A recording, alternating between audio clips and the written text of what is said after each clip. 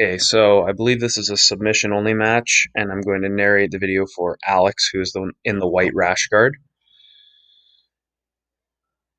I don't think there's points here. Now, some good hand fighting going on here. I can see you're seeking the inside position with your left foot. The key is to look for, when we're in the seated guard, we're trying to make our opponent have a square stance. So when his feet are running in the same line, and we expose his center line, then we can start to go for the double koichi backwards, or the dummy sweep as it's called, or we can enter into the legs. So you're doing a nice job of attacking the wrists, trying to get grips and create some movement. So I can tell you like the legs because you're hunting the inside position. Now let's just take a look at his positioning here. Anytime our opponent's crouching over like this and his head is in front of his toes like this, we can easily pull him forward and put his hands on the mat. So there's kind of a 1-2 punch here where you can pull him on top of you. If he pulls back, then we do the double koichi backwards. As you can see, his feet are in a straight line, so his center line's exposed. We can easily take him backwards.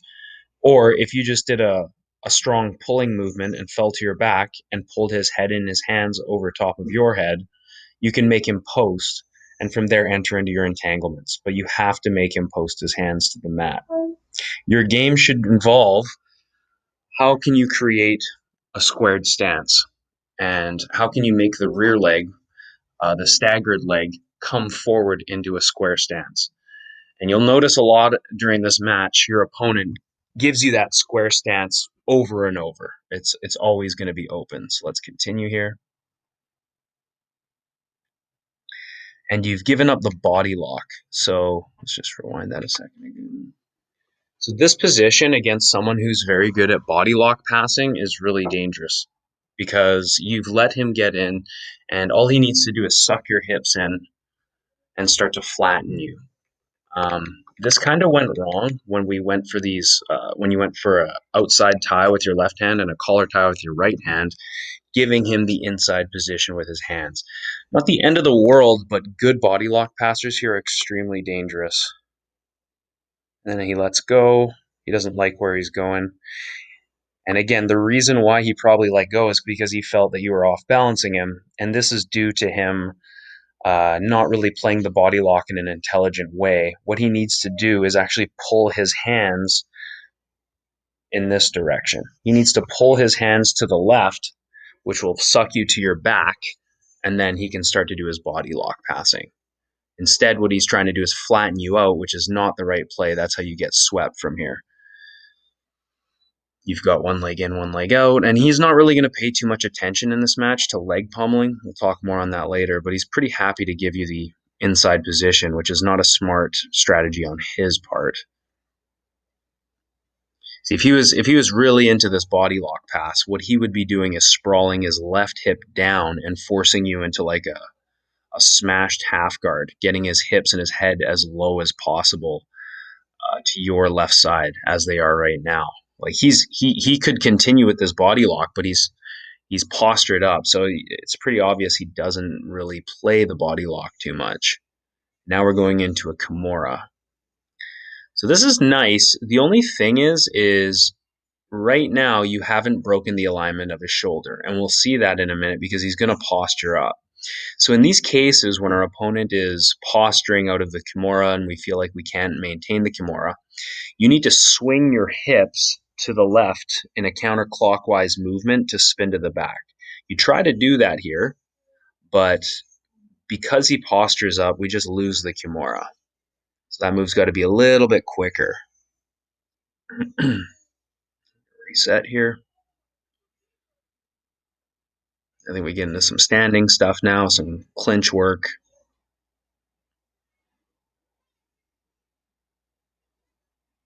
And from these positions, I'm generally thinking about some of the rules Danaher talks about where, you're snapping the guy's head down, constantly trying to get that height advantage, get your head higher than his head, and always looking to move to the outside of his elbows. So right now you're standing inside of his elbows. If you can make grips on his elbow and force it across the center, you will then be able to flank his hips and start looking for the back, picking up the legs. always looking to get outside the elbows. And another thing with your collar tie, see, that's a nice little shock there, but you defend really well. With the collar ties, I'm always moving my opponent side to side and alternating my collar ties. And this is nice. You got the inside position. Again, his legs are square. See, look how yeah, let's watch this. If you watch his feet, this guy likes, okay, we're going to Imanari for a second here. Hold on. This guy likes a square stance. If you look here, his center line is staring you right in the face. You know, if his left leg was back, it would be difficult to get your legs inside. But because he's standing square to you, he's going to be very susceptible to kazushi backwards and also kazushi forwards. So what it takes for us is to either grab his wrist, which is what you're doing earlier, grabbing 2-on-1s, snapping his head down, or grabbing at his knees and making him step into this stance. But since he's already taken this stance, we can essentially enter at will into our double kuichi and single leg X combinations. And now we're about to do an Imanari, which is nice. You know, Imanari is a good move, but let's look at this position here. So this is a mistake that I've made a lot going for outside ashi here. Notice how his right knee is heavy to the floor.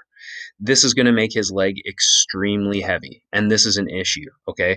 What we need to do in this position is not so much worry about how we're latching onto this leg or how we're crossing our ankles even here, okay? What we need to focus on is how can we move our opponent's weight off of this leg.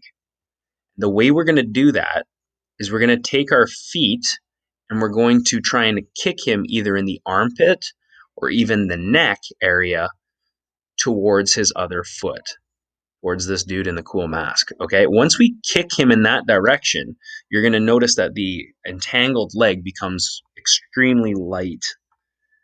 So by crossing our ankles there, we're kind of stuck. But if we kick him onto his other side, see how he's posted his leg? That's going to give him even better degree of base. If we can kick him onto the other side, we're going to get way more exposure on the leg we're entangling, right? And he actually doesn't defend this very well. He turns and gives you the heel exposure here, and we go for our dig. So again, outside heel hooks are going to be very difficult from here. You almost had it, but you lost your dig, and now you have to recompose your dig. And the thing about going outside ashi without a dig is it's difficult to get digs against good opponents. Notice how he's turning inward, which is exactly what he needs to do to hide the heel. And you've also got to remember that a good counter for him is to take his left leg and swing it across your hips, connecting his feet so that you can't get a heel hook. And then he can actually start attacking your right leg for an inside heel hook. Just be very aware of this. I don't like to hang out in outside ashi very long anymore. Against guys that don't know legs, it'll be very effective. But against guys who know leg locks, it's going to be dangerous. So I recommend if you're going to go to outside ashi, either have a dig already in play or be very close to a dig. If you don't have a dig, your opponents, if they're good, they're going to immediately start defending and start smashing you or countering you by swinging their leg and creating a cross ashi position. So really important that you sort of know when you're in trouble in this position. If he stepped over with his left foot, he could immediately start attacking your legs and separating them. So good job on your part letting go and sort of, you could have come up on top, but I know we're at the edge of the mats. Plus, I don't know if you want to be on top. So if it was a point situation, I would have immediately used that opportunity to get up on top and start passing, but it doesn't really matter. Sub only. Here we are again standing.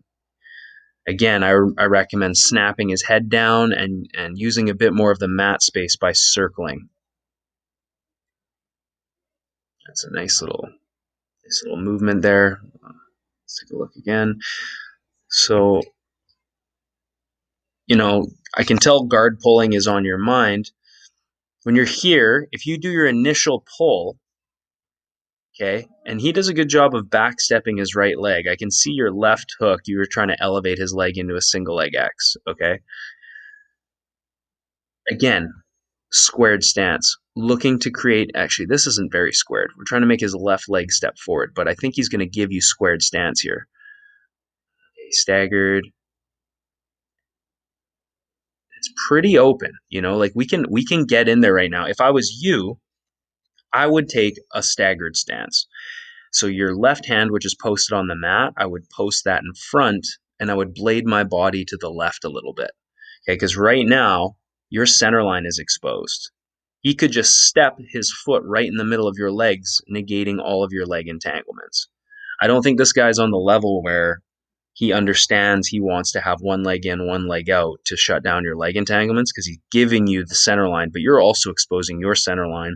If he steps in the middle, you could be in some trouble. I would take my right knee and I would just start bringing it inside so that my shin is on a so my shin is on a diagonal angle here. Like turn your knee in so that your shin is like this, and that will give you better coverage and less exposure of your center. So once you take a staggered stance, if you bring your left hand behind you, you can basically lunge forward and go for double koichi, off balancing your opponent by shooting your legs behind the ankles and trying to send them backwards. So that's what I would do in this position. You know, he has a staggered stance, no problem. You can take a staggered stance as well.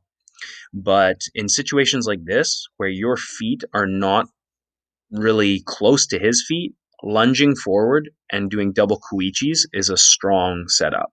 Coupling that with your right hand snapping his head down. You notice this guy has like a low stance. Quite often his head is available. Right now, yeah, hold on, he's standing up tall. Okay, his head is available for snap downs basically here. You can start attacking his head. So I notice you're going for like double wrist control, which is awesome, but look at his head right there. Boom, collar time, boom. Look at his center line, exposed. Right there, you hesitated. Let's take a look. Okay, let's look here. So pay attention to a few things. One, the position of his head. You're fighting for hands, which is great, but if he keeps his hands away from you, boom, snap his head. Snap his head right down to the mat. As he postures, you've already exposed his center line just because of the stance he's chosen. So there's nothing stopping you from lunging forward and going for double koichis. Okay, if you pull him forward and he sits back resisting, go double koichi in a backwards motion. If you pull him forward and he loses his balance and his head comes over top of you, bring his hands to the floor behind you and then start entering into single leg X. That's the 1-2 play that Gordon shows in the seated position. Right now you could enter, no problem. Snap down double koichi. Snap down double koichi. This guy has no concept of denying you the inside position. He's just trying to spam you with body lock passes. But again, he's not doing it properly. He needs to suck your hips in before he drops you to your back, and he's not doing that step. Now, this is a smart move going to closed guard because you felt that the body lock was at least tight enough that it was a nuisance, so you opt to bring your legs around the outside. So this is a smart move because it prevents your partner from easily beating your knees and sprawling down on your hips, which is kind of the next step in the body lock pass sequence. But now we're in the closed guard, which denies us many leg lock entanglements. So the main strategy from the closed guard is going to be controlling posture, creating angles and movement, and ideally, if we can, trying to either separate our opponent's arm from his body, which you do have here, even though it's difficult without a gi, or bring his elbow across the center line. And again, he's more or less just holding you down. Like he's not really trying to escape this position, it seems. I think at this point he's like, I don't think I can really pass this guy's guard. Now we're going to a high guard, which is nice, controlling the posture. So pushing that elbow across, either elbow across would be better. I know easier said than done in no-gi, especially against a strong opponent. And he's just kind of just chilling in your guard. Again, pay attention to his stance. When his legs become square, you're gonna see an opportunity to go double koichi there. Okay, he's staggering there. Okay, in these moments, when you see it, there, center line's exposed, beautiful entry into an ashi. Now, here's something I think you can really use to sort of supercharge your ashiguramis, okay? Because I used to do this too. Why did he escape that ashigurami? When you entered, you did a beautiful job of getting underneath him and getting into your single leg X. But one thing you didn't do was off balance him forward enough so that he had to put hands on the floor. Okay, you have to try and get his hands on the floor, because here you enter into your single leg X, his hands are not on the floor, and he just kicks out because he never had to post hands on the floor. We have to do that. This has been something that's just game changing for me. The more I realize that's my goal in almost every situation, the easier it becomes to sweep and submit your opponent. You need that limb extension. You need them to put hands on the floor. And really all you need to do is understand that you need to create better kazushi and and bring his head over your head. Right? So if you had pulled him on top and made him post, he wouldn't have been able to just kick out of that. Again, he's not doing anything to really deny you the inside position here. But we're stuck in this position where we're kind of on our back. And I know that if you sit up, you're worried about him progressing through this body lock. So it is a bit of a predicament here. Again, he's going body lock, but he doesn't really have direction here. He doesn't really know his next step. Again, we just go to close guard and lock him in. I can see you're sort of setting up your Kimura.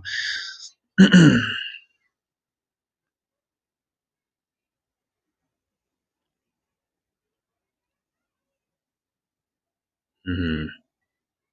Watch your arm there. If he traps your arm with his right hand, it's really shitty. You'd be stuck here for a long time. Okay, so this is I see you go for this Kimura from the guard. Honestly, I used to do this move a lot. I don't do it very much anymore because it's so hard to get guys with it, I find. But what's happening here? We're creating a giant pocket of space here, and he has to posture up. He has to posture up. Otherwise, you'll start getting the Kimura. What the Danaher guys talk about is the transition between upper body and lower body attacks. So if you're in like a closed guard where you don't have the inside channel, you're not going to be able to easily elevate your opponent and get underneath them. But what you can do is create reactions where you make them posture up. And in that situation, that's where you will transition from an upper body attack on an arm to a lower body attack on the leg. So it creates a nice dilemma. So here you're passing the arm across the center, and I think you're going to get him in like a double arm bar position, almost like a dead orchard position pretty quick here.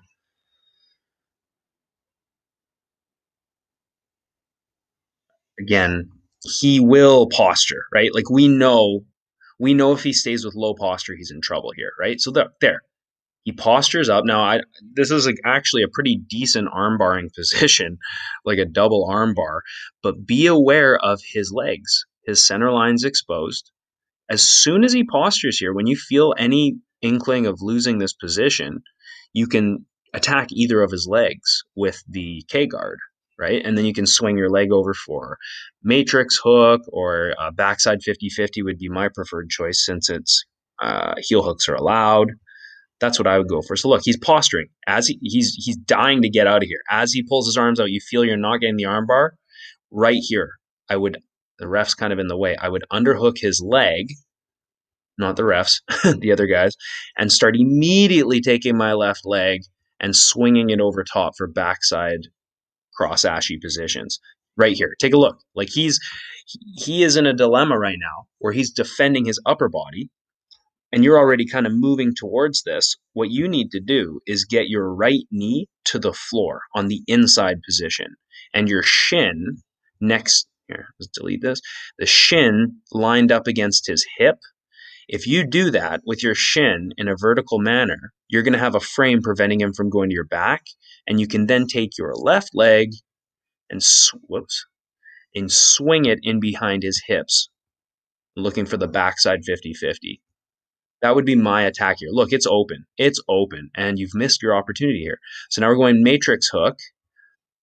And the great thing about the matrix hook is it exposes the back, right? I would never go for this calf slicer. I've seen too many guys hurt their own knees doing that. But this would be a great situation for you to try and swing your head around the corner and capture his far ankle and possibly get a sweep. Again, I know sweeps aren't worth anything in this match. I don't even know if that was your goal, to be on top, or if you like staying on the bottom hunting for legs. That's what it seems to be. But turning failed leg entanglements into something positive is a skill that I think is really important when it comes to good leg locking, is the anti-leg locking aspect of it, where we are turning failed leg locks into back exposure and sweeps and other transition to other systems from there.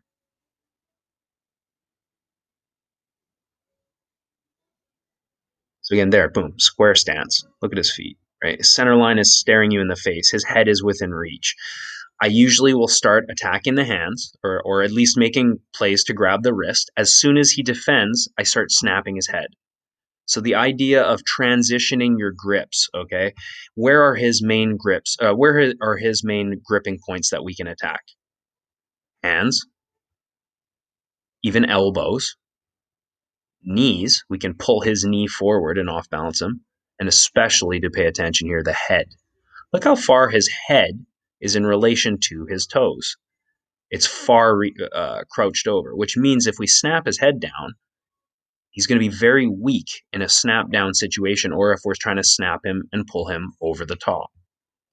So we can always reach our opponent's head here. We can always snap him down and then lunge forward into our idiot sweep and take him backwards. Or we can pull on him. If he loses his balance and comes forward, we make him post hands to the floor, and we start entering into our X guard single leg X.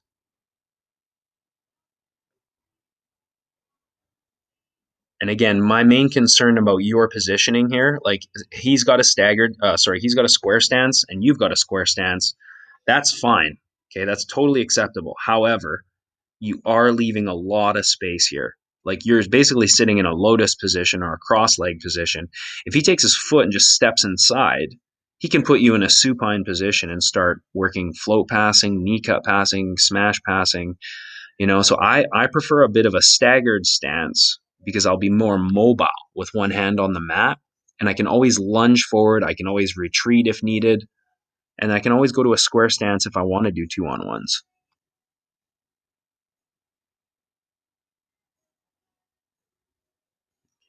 Again, we can always attack his head. I would just recommend, here comes another Imanari, right?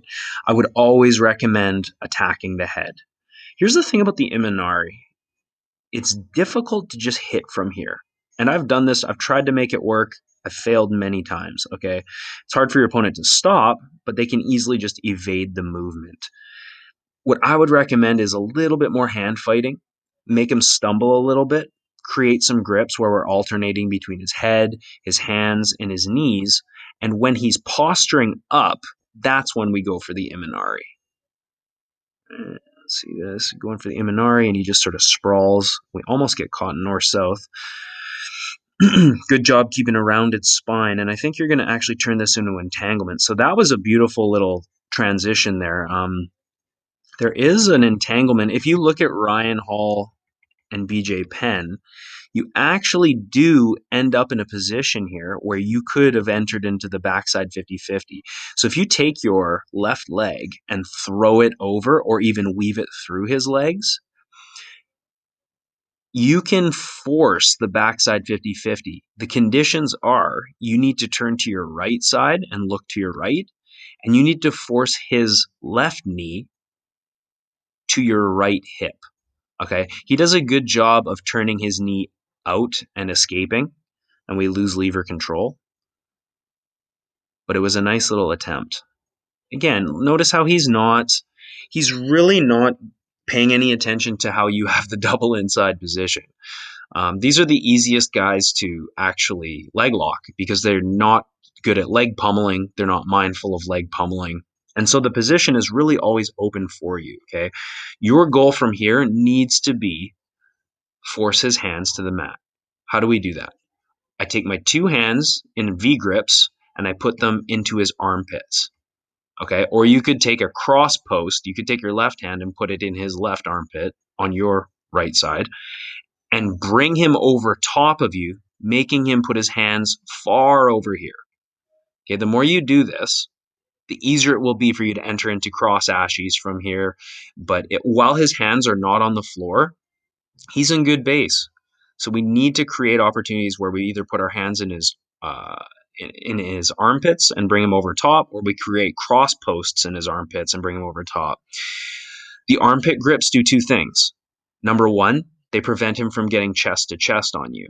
So he can't get into these body lock passes if you have these frames, right? So the armpit grip is really powerful. It's hard for him to pummel underhooks and destroy your frames. The other thing the armpit grips do is they create really good kazushi. So you can bring him on top of you using your hooks, bringing your knees to your chest. We can put his hands over here. And then once he's got his hands on the floor, we go to work entering into straight ashis or cross ashis, right? See how you're not making him post his hands? If you just brought him over your shoulders and made him post, this would all be so much easier. Now we have a nice little heel hook, okay? And the match is about to end. I think time's about to run out. Now, Danaher shows a sequence here. You do have a dig, which is dangerous. But if right now this leg has got to come out and go into a cross ashi on the other side, okay? Another thing you want to do is roll quicker than he turns. Okay, so when we're doing this attack, we know right now he's trying to do the spin out escape. He's trying to spiral to his right. So knowing that, what we need to do is spin quicker than him to our left and try and get our knees facing the ground and rolling through and try and get a senkaku on the other side so we can start hipping in and actually finishing this heel hook, okay? To go for these heel hooks from single leg X without closed wedges, I find extremely difficult. It is not a primary leg locking position, okay? But if you reap him and then you turn quicker than him and lock your legs in a senkaku, basically at this position, you should be trying to lock your legs in a senkaku and spinning. You can end in an outside ashi on the other side, okay? It's one of the main Danaher attacks that he shows in his instructional, but funny enough, you don't see his guys using it too much, okay? You see most of them funneling their game towards inside heel hooks. So see how your legs, he's just controlling your foot as a lever right here. And that's disrupting your braking power, okay? And time's going to run out. I mean, you dominated the match. There's no denying you got in on some sub attempts that he didn't. He never really even came close to passing your guard, even though he locked his hands around you. And good movement. Main takeaways, you got to make sure. So here's the main things that I would take away, okay? You got to make sure that you're recognizing his square stance and you're playing the dilemma between the double koichi and the single leg X, okay? So that's huge. You've got to be able to attack his head more. So when his head is reaching down, when he's trying to grab your legs and push you or whatever, snap his head down. Just snap his head down, okay? Which brings us to our third thing. Try to make sure you're posting his hands on the mat, okay? Entering his legs sometimes is not enough. We need to make sure his hands post. From there, entering the legs becomes so much easier. You're going to have way less experiences where trained opponents are going to be spinning out of single leg X easily. Okay, the way we stop that spin out is we make him post hands on the floor. And from there, we don't just have to attack single leg X, we can attack cross ashi positions as well. One more situation here. There's one more sort of attack we can do. Where is trying to look for a oh yeah, and in this situation where we're attacking this outside ashi, make sure we're focusing on pushing our opponent's weight off of this leg, okay? Otherwise we get caught in a lot of leg drags. All he has to do is bring his head down to your left shoulder and he's going to leg drag you, or he could throw his leg over top, okay? So we need to immediately start getting off balance in this direction. When we are, okay, so another attack we can do here. You're doing a good job of trying to enter his legs. Okay, it's at this point it's pretty obvious for him that you want to enter his legs, right? So you can also play the heist game. And this is something that Oliver Taza taught me when he came out and trained with us, is going to a collar tie and then escaping your hips from this butterfly position and starting to get your head and hips higher than his head and hips. This creates reactions from our opponent, okay? We can straight up drive him over sometimes and just get a sweep to the back. Or, based on his reaction, if he pushes into you, we can go for sumigaeshi in the other direction, kani basami, if your leg is on the inside, you can roll through and go kani basami and enter into the cross ashis. Or my favorite is I snap the guy forward and we enter into our front headlock series. Okay, so from seated guard, remember, it's not just about sumigaeshis over the sides into these quadrants. It's not just about entering into single leg X, but also escape your own hips, post your hand on the floor back here, and heist your hips up and start getting your head higher than his head and snapping him down into front headlocks. You're going to find guillotine opportunities. You're going to find go behinds. So you can start really advancing your position. All right. If there's any other questions, you can always message us on BJJ Mental Models on Instagram or on my Instagram page, OnGuard BJJ. Appreciate the support. If there's any other questions, please let me know. Other than that, pretty good match and just a few things to tweak, and I think you're going to get into those legs and finishing, in no time. Anyways, thanks for the video submission, Alex. I really appreciate it.